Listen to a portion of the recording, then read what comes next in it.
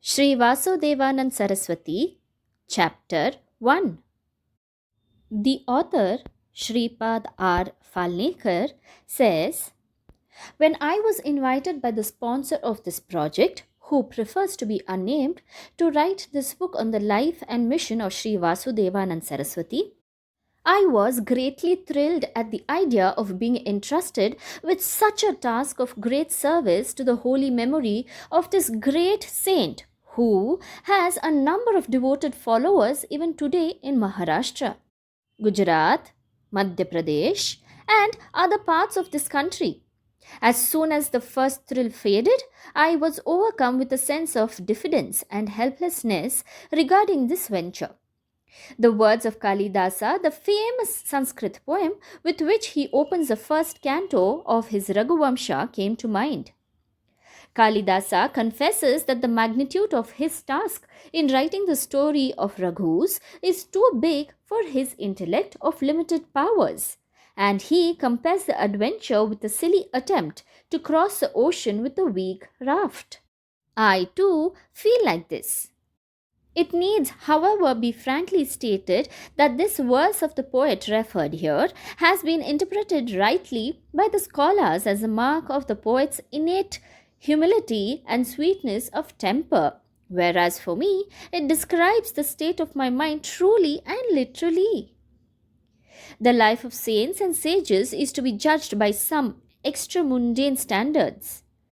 In fact, the meaning of their life is revealed only on the last frontiers or ordinary human intellect.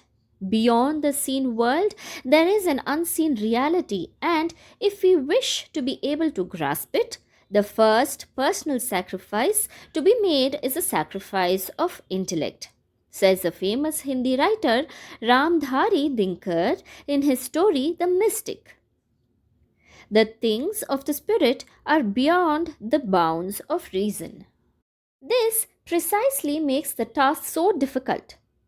The biographies of saints are not mere records of their earthly victories or supernatural miracles, but they are meant to be beacon lights in this otherwise dark world of ours, overcast by the gloom of frustrations and sorrows, and resonating with the sad music of humanity.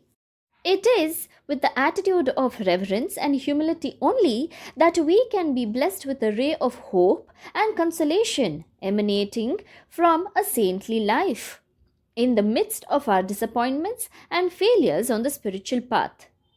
India is perhaps the only land on which since time immemorial sages and saints of different spiritual statures have trodden, guiding the destinies of the peoples amidst whom they lived and moved.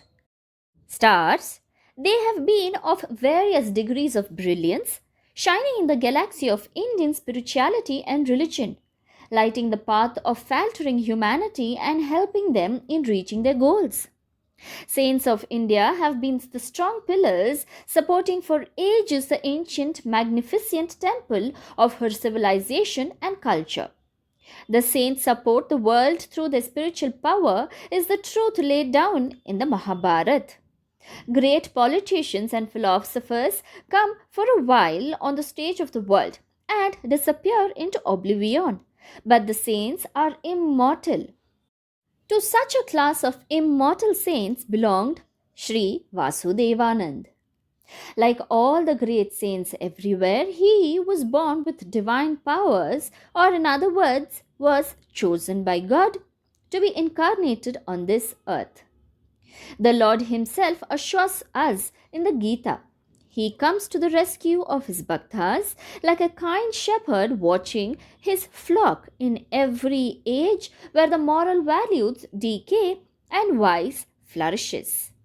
He incarnates himself through his own powers and interests himself in the affairs of the world through his divine sport or his Leela. Our saint also arrived amidst humanity for the same purpose of resurrection of spiritual life among the peoples to whom he had come. Jai Thembe Swami.